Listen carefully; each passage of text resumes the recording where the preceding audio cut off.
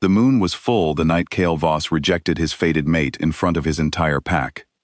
Elara had stood in the center of the ceremony circle, her hand still warm from where his fingers had briefly touched hers, when the bond snapped into place between them.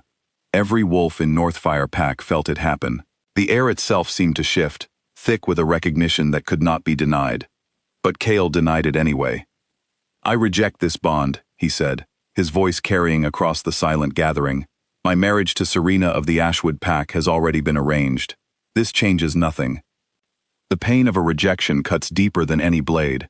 Elara felt it tear through her chest, a wound that would leave a scar no healer could ever fully mend. She did not cry in front of them. She would not give him that.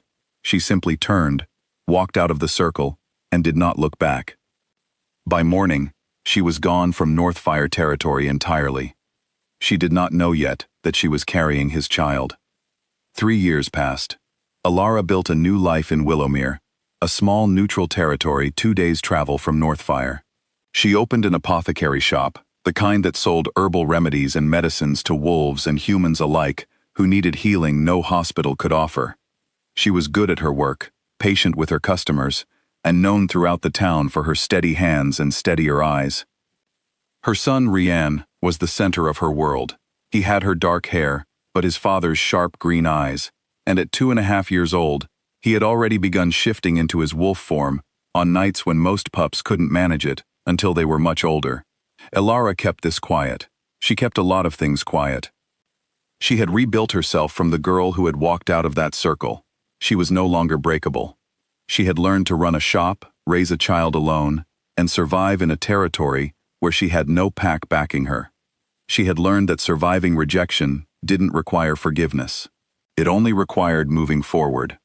Meanwhile, Kael's carefully arranged marriage had fallen apart within a year.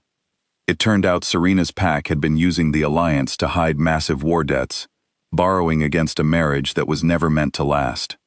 When the truth came out, the engagement ended in scandal, and Kael was left with nothing to show for what he had given up.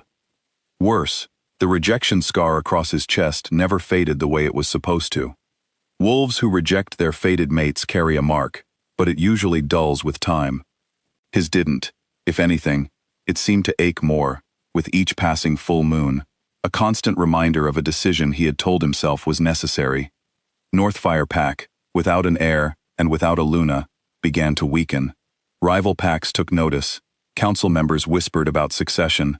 Kael ruled, but he ruled a pack that felt increasingly unstable beneath him, and he couldn't explain to anyone, including himself, why the ache under his ribs refused to let him rest.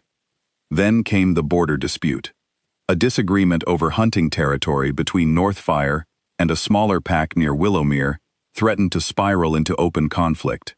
Willowmere, as a neutral territory, was asked to send a healer representative to help mediate and treat any wolves injured during the negotiation, since violence was already expected before the talks even began. Elara was chosen. She hadn't wanted to go, but the town elders insisted, and turning down the request would have raised questions she didn't want asked. She arranged for a neighbor to watch Rian, but the neighbor fell ill that morning, leaving her no choice but to bring her son along, tucked against her hip, quiet and curious as she walked into the meeting hall. She had not been told Kael himself would be leading the Northfire delegation. He hadn't been warned about her either. The moment she stepped through the doors, the room went still. Kael rose from his seat without meaning to, his eyes locked not on Elara's face, though it struck something deep in him he'd spent 3 years trying to bury, but on the small boy in her arms. The boy had his eyes, there was no mistaking it, no explanation needed. The truth sat there in the room before anyone spoke a single word. "Elara," he said, and her name in his mouth after 3 years sounded like something breaking open.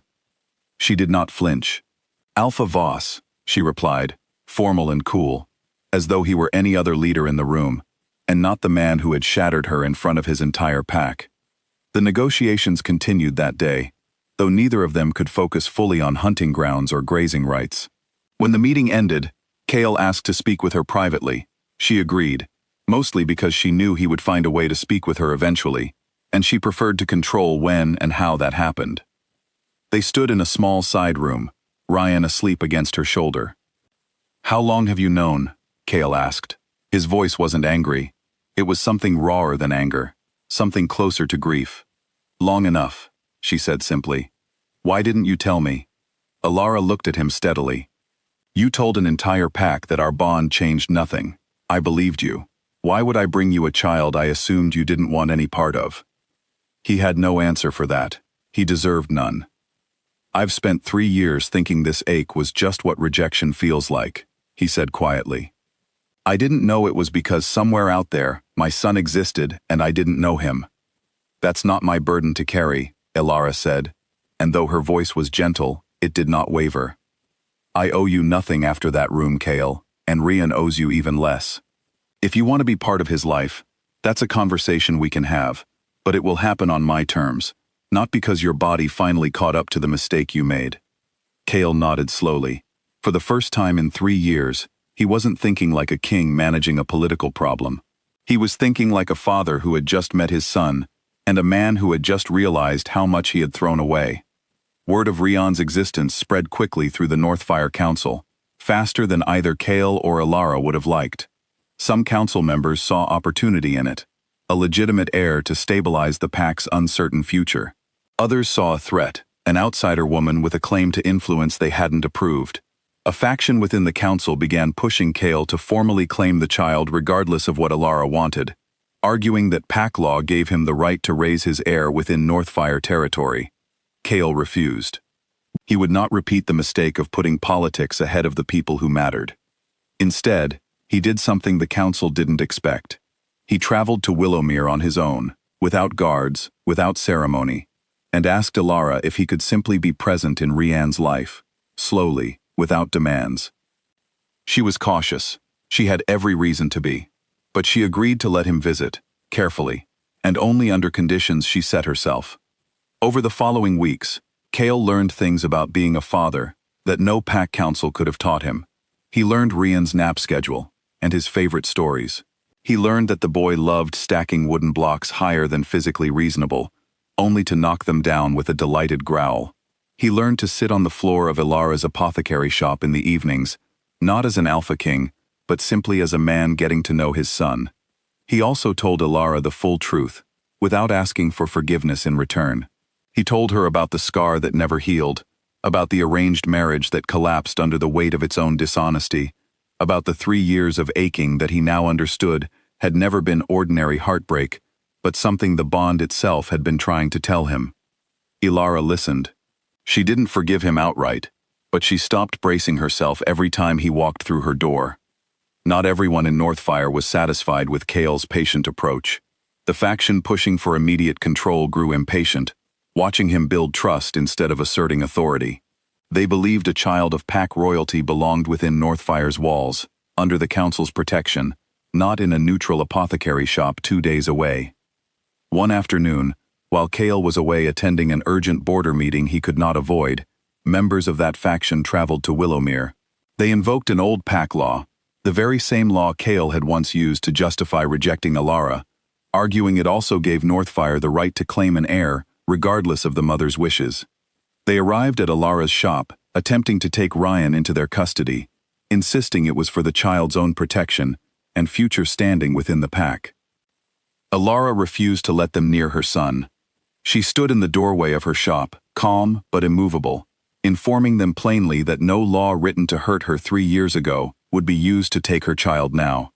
Neighbors from Willowmere, aware of what kind of woman Elara had proven herself to be over the years, gathered around in quiet support, enough of a presence to make the Northfire wolves hesitate. Word reached Kael before the situation could escalate further. He returned to Willowmere faster than any messenger could have predicted, arriving just as tensions had reached their highest point. He did not hesitate. In front of the very council members who had once watched him reject Elara publicly, he now stood in her doorway and made a different kind of declaration. He named Elara as his Luna. He named Rian as his heir.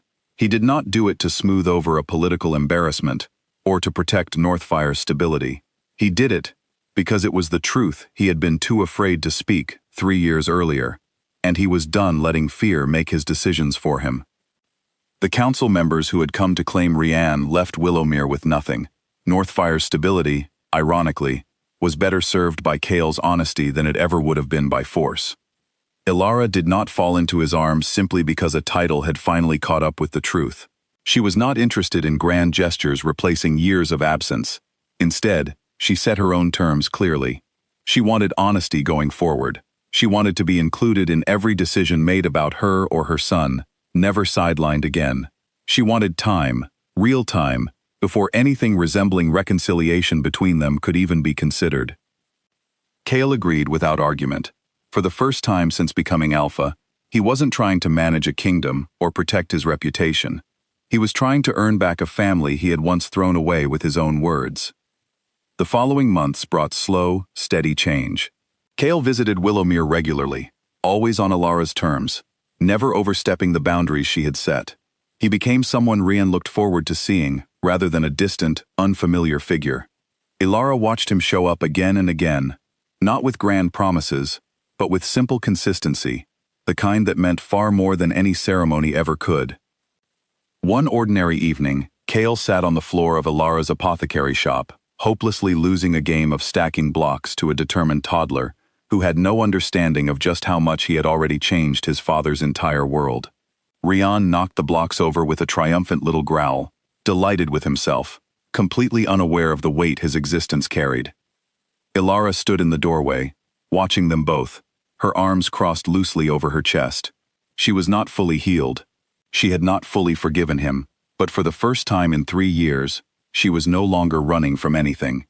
She was simply staying, watching, and allowing herself, slowly, to hope that some mistakes could still be undone, one honest day at a time.